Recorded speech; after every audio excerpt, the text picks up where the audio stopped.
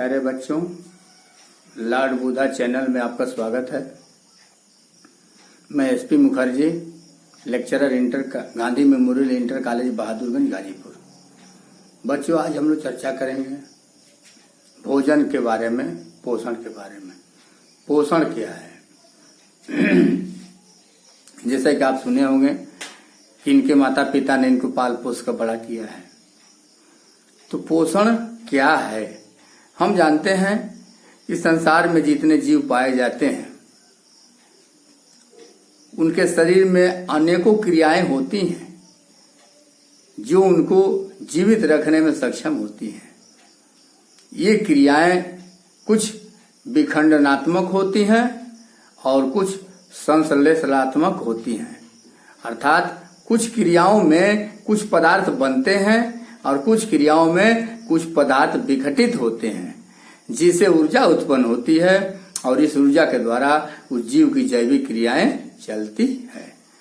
तो शरीर में होने वाले इन सभी क्रियाओं को मिलाकर हम जैविक क्रिया, लाइफ प्रोसेस या जैव प्रक्रम कहते हैं। क्या कहते हैं?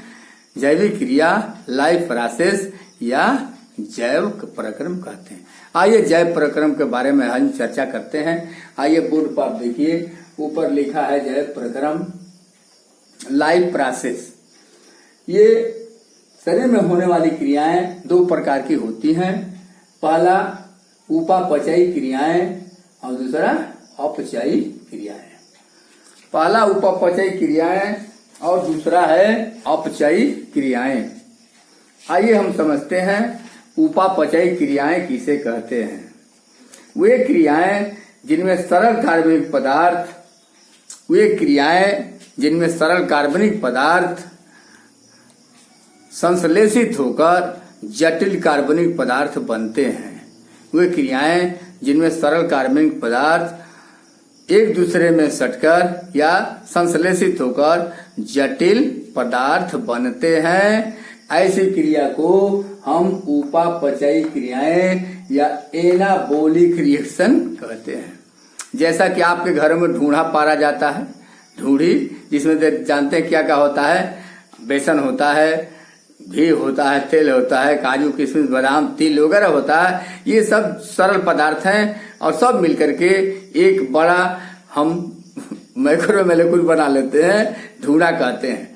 तो ठीक उसी प्रकार वे क्रियाएं जिनमें सरल से सरल पदार्थ आपस में मिल करके एक बड़े कार्बनिक पदार्थ का निर्माण करते हैं, तो ऐसी क्रिया को हम उपापचयी क्रियाएं या एनाबॉलिक क्रियाएं कहते हैं। आइए दूसरी क्रिया है अपचयी क्रियाएं, कैटाबॉलिक क्रियाएं। वे क्रियाएं जिनमें जटिल कार्बनिक पदार्थ कुछ एंजाइमों की सहायता से सरल विसरणशील पदार्थों में विखंडित हो जाते हैं। सरल से सरल विसरणशील पदार्थों में विखंडित हो जाते हैं, तो ऐसी क्रिया को हम अपचयी क्रिया या कैटाबॉलिक रिएक्शन कहते हैं। क्या कहते हैं? कैटाबॉलिक रिएक्शन कहते हैं। जैसे अभी बताए उपापचयी क्रिया में ढूंढा बनाते हैं, और जब ढूंढा को खाना होता तो ऐसे तो खा नहीं जाएंगे, उसको फोड़ेंगे, छोटे छोटे टुकड़े में करेंगे, मुंह मिलाकर उसे चबाएंगे, तब न सरल बनेगा। तो ऐसी क्रिया को हम अपचयी क्रियाएं कहते हैं। आइए अगला टॉपिक है पोषण। पोषण क्या है? वह प्रक्रिया जिसके अंतर्गत जीव वातावरण से भोजन ग्रहण करता है। पोषण वह प्रक्रिया है जिसके अंतर्गत जीव वातावरण से भोजन ग्रहण करता है, अथवा वह प्रक्रिया जिसके अंतर्गत जीवों द्वारा पोषक पदार्थ ग्रहण किया जाता है, उसे पोषण कहते हैं। वह क्रिया जिसके द्वारा वातावरण से पोषक पदार्थ ग्रहण किया जाता है, पोषण कहलाता है। आइए अगला है टॉपिक भोजन। आप सब लोग भोजन करते हैं, क्या जानते हैं भोजन किसे कहते हैं? आइए मैं बता रहा हूं। वो पदार्थ या ऐसे कहिए वातावरण लिया गया वह पदार्थ जिसमें पोषक तत्व निहित होता है भोजन कहलाता है। वातावरण लिया गया वह पदार्थ जिसमें जैविक क्रिया चलाने हेतु पोषक तत्व निहित होता है भोजन कहलाता है। आइए, हम भोजन क्यों करते हैं? हमें भोजन की क्यों आवश्यकता है? क्या बिना भोजन के हम नहीं रह सकते? नहीं रह सकते बच्चों। देखिए भोजन की आवश्यकता क्यों हो। नीड ऑफ फूड न्यूट्रिशन, ऊर्जा की आपूर्ति के लिए भोजन हम इसलिए करते हैं। हमारे शरीर में अनेकों जैविक क्रियाएं होती हैं और हम अनेकों बाहर भी कार्य करते हैं। तो कार्य करने में या जैविक क्रियाएं में ऊर्जा खर्च होती है। ऊर्जा कहाँ से मिलती है? ऊर्जा भोजन से मिलती है, इसलिए भोजन की आवश्यकता है। दूसरा है शरीर की वृद्धि। कोई जीव बहुत छोटा पैदा होता है और बढ़ते बढ़ते इतना बड़ा शरीर में बदल जाता है। इन सब क्रियाओं के होने में ऊर्जा की जरूरत होती है। जब कोशिका विभाजन होगा तो ऊतक बनेंगे और ऊतक संघ बनेंगे और सभी मिलकर शरीर बनेगा। तो कोशिका विभाजन के लिए ऊर्जा जरूरत पड़ेगी, तो इसलिए हमें भोजन की जरूरत है। आइए तीसरा है शरीर की ऊतकों की मरम्मत। किसी कारण बस हमारे शरीर में कहीं कट पिट जाए, फोड़ा हो जाए या हमारे शरीर में अनेकों बैक्टीरिया वायरस अटैक करते हैं, कुछ ऊतक क्षतिग्रस्त होते हैं। उन ऊतकों के निर्माण के लिए हमें भोजन की जरूरत होती है, क्योंकि उन नए ऊतक बनने के लिए ऊर्जा चाहिए और ऊर्जा हमें भोजन से ही प्राप्त होती है, इसलिए भोजन आवश्यक है। अगला है रोगों से रक्षा। हमारे शरीर जिस वातावरण में रहता है अनेकों बैक्टीरिया वायरस या शरीर के हानि पहुंचाने वाले जीव पाए जाते हैं, जो हमेशा हमारे शरीर पर अटैक करते रहते हैं, प्रहार करते रहते हैं। उन जीवों से, उन बैक्टीरिया वायरस से, उन रोगाणुओं से बचने के लिए हमारे शरीर में प्रतिरक्षा सिस्टम की जरूरत है। प्रकृति ने प्रतिरक्षा सिस्टम दिया है और वही हमारे शरीर को रोगों से रक्षा करते हैं, इसलिए भोजन की आवश्यकता है। भोजन में विटामिन है, खनिज लवण है, जो हमारे शरीर को रोगों से रक्षा करते हैं।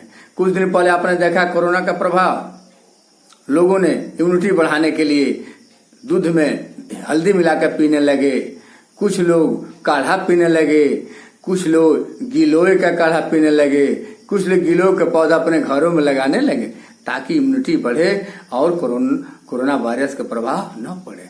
आइए आगे देखते हैं पोषण के प्रकार। पोषण 2 प्रकार का होता है। पोषण कितने प्रकार का होता है? 2 प्रकार का पोषण होता है। ये है पहला स्वपोषी पोषण और दूसरा विषम पोषी पोषण। स्वपोषी पोषण ऑटोट्रॉफिक न्यूट्रिशन, वे जीव जो अपना भोजन स्वयं बना लेते हैं।